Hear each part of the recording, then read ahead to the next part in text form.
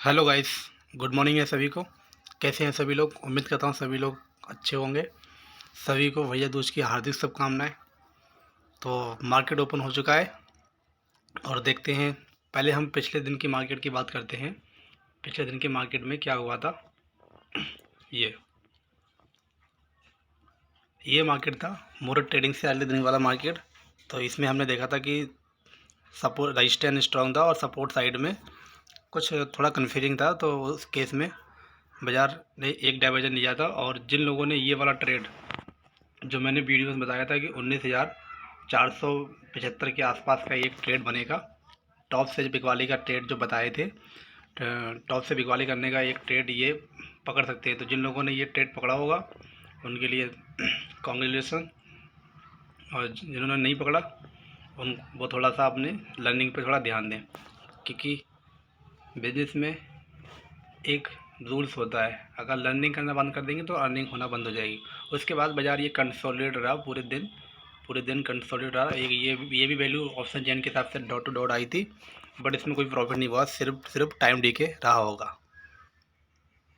तो चलते हैं अपने आज के बाज़ार में। आज हुई है गैप अप ओपनिंग, काफ़ी अच्छी गैप अप ओपनिंग हुई है। तो गैप अप ओपनिंग के साथ साथ अब हम ऑप्शन चैन पर चलते हैं, अपने निफ्टी को देखते हैं, निफ्टी में सपोर्ट और रेजिस्टेंस कहाँ पर हैं। तो चलते हैं अपने एलटीपी कैलकुलेटर पे। तो अब हम आ चुके हैं अभी एलटीपी कैलकुलेटर पे। समय हो रहा है 9:36।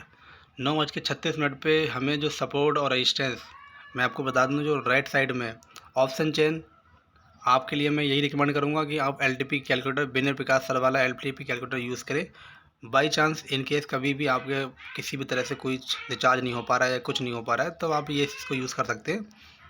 बट मोस्ट प्रोबेबिलिटीज़ मैं आपको रिकमेंड करूँगा कि आप एलटीपी कैलकुलेटर को यूज़ करिए, ठीक है।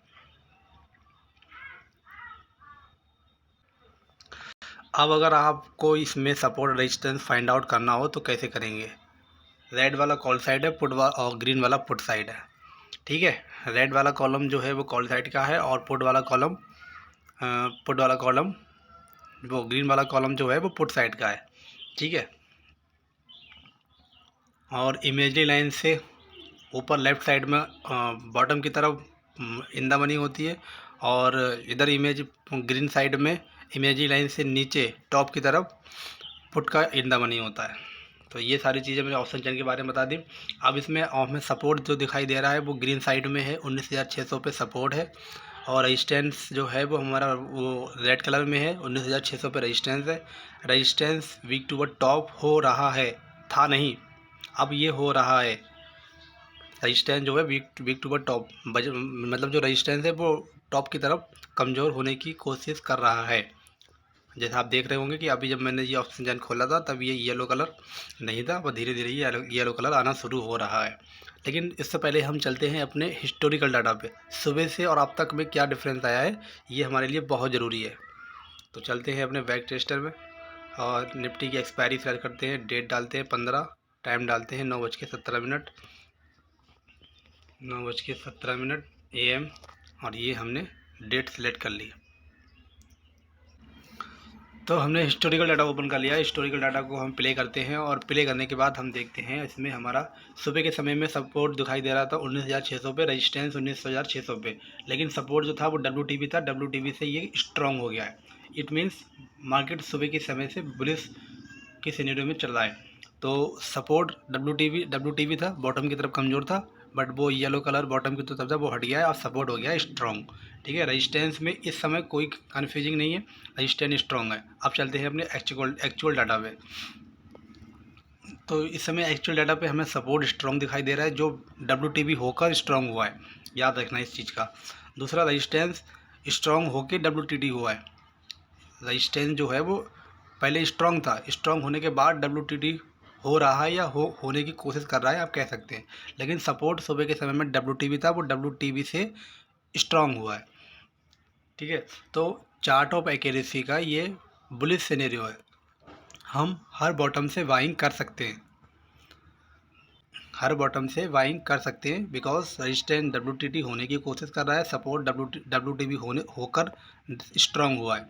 तो ये चार्ट ऑफ एक्यूरेसी का सिंपल भाषा में कहें तो support strong, resistant WTB, chart of accuracy का बुलिश सिनेरियो, हर बॉटम से बाइंग करते हुए चलना है। अब बॉटम कौन कौन से सेफ रहेंगे, कौन कौन से रिस्क लेंगे, उसके बारे में थोड़ा डिस्कस कर लेते हैं। लेकिन उससे पहले हम चार्ट ऑफ एक्यूरेसी 2.0 के बारे में भी थोड़ा सा समझ लेते हैं।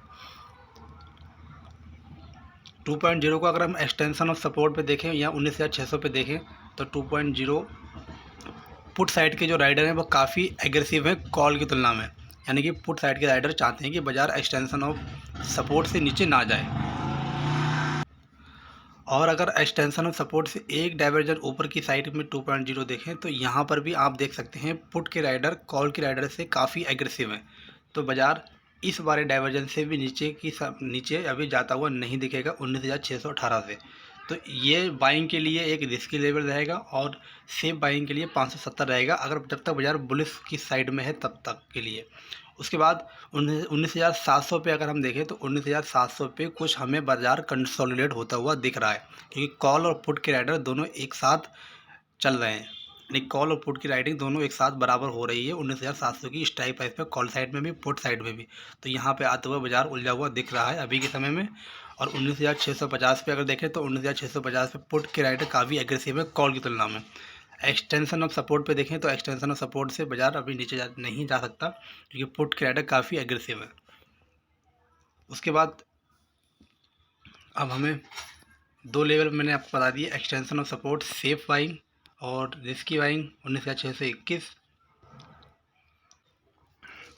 पहला केस आपको बता दिया कि बाज़ार के बुलिश होने के चांस क्या है, क्योंकि WTT हो रहा है तो बाज़ार के बुलिश होने के चांस है, और कहाँ से बाइंग करनी है, रिस्की कौन सी बाइंग है, सेफ कौन सी बाइंग है। दूसरे केस में बाज़ार वेरिस कब हो सकता है, बाज़ार के वेरिस होने के चांस एक ही हैं कि ये जो परसेंटेज आप देख रहे हैं 19,650 पे कॉल साइड में, 19,700 में 700 पे कॉल साइड में, ये 76% दोनों साइड में बनी हुई है। मतलब दोनों स्ट्राइक प्राइस पे 76% स्ट्राइक मतलब परसेंटेज बनी हुई है। ये परसेंटेज इंक्रीज़ होती रही, 76, 86, 96 इस तरह से इंक्रीज़ होती रही। तो बाज़ार बुलिश ही है, हर बॉटम से बाइंग करते हुए चलना है। और ये परसेंटेज 80 के आसपास स्ट्रांग हो गई, फिर भी ये मतलब रजिस्टेंस की साइड में स्टेट ऑफ कन्फ्यूजन कहलाएगा, और इस केस में भी बाज़ार ऊपर की साइड चलता रहेगा। अब उस केस में भी आपको हर बॉटम से बाइंग करते हुए चलना है। दूसरा केस मतलब वेरिस होने का एक ही चांस है, ये रेजिस्टेंस काफ़ी स्ट्रॉन्ग हो जाए, ये रेजिस्टेंस काफ़ी स्ट्रॉन्ग हो जाए, ये येलो कलर यहाँ से हट जाए, रेजिस्टेंस काफ़ी स्ट्रॉन्ग हो जाए और सपोर्ट कहीं मतलब हाफ टाइम के बाद ये WTB हो जाए, तो उस केस में ही ये वेरिस हो सकता है, वरना बाज़ार बुलिश ही है। परसेंटेज का आपको ध्यान रखना है। सारी चीज़ें आपको बता दी। पहली लाइन सेफ वाली 19,576, रिस्की बाइंग 19,624, और उसके बाद पुट के बारे में तो अभी हम नहीं सोच सकते, हम उल्टा ट्रेड कभी नहीं लेते, उल्टा ट्रेड लेके कभी भी ना फंसे, कॉल पुट करके अपना लॉस बुक ना करें, अपने वैल्यू का इंतजार करें। अगर यहाँ पे आने के बाद अगर आपको लॉस हो भी जाता है तो आपके अंदर एक संतोष रहेगा कि हाँ मैंने एक अच्छी जगह से बाइंग करी थी। अगर मेरा SL कट गया तो दैट इज़ मार्केट का ये एक नियम है, SL और टारगेट तो होते ही हैं, लेकिन हमें हमेशा अपनी वैल्यू का ही इंतजार करना चाहिए। ठीक है, या तो इस वाली वैल्यू से हम बाइंग करेंगे या फिर इस वाली वैल्यू से बाइंग करेंगे। दोस्तों अगर आपको मेरा वीडियो अच्छा लगा हो तो प्लीज़ चैनल को सब्सक्राइब कीजिए, लाइक कीजिए, शेयर कीजिए, अपने दोस्तों तक शेयर कीजिए। और अगर आपको वीडियोस में कुछ भी समझ में ना आए तो प्लीज़ कमेंट बॉक्स में कमेंट कीजिए, मैं आपका जवाब ज़रूर दूंगा। तो दोस्तों आज के लिए इतना ही। Happy trading and happy journey and happy Bhaiya Dooj.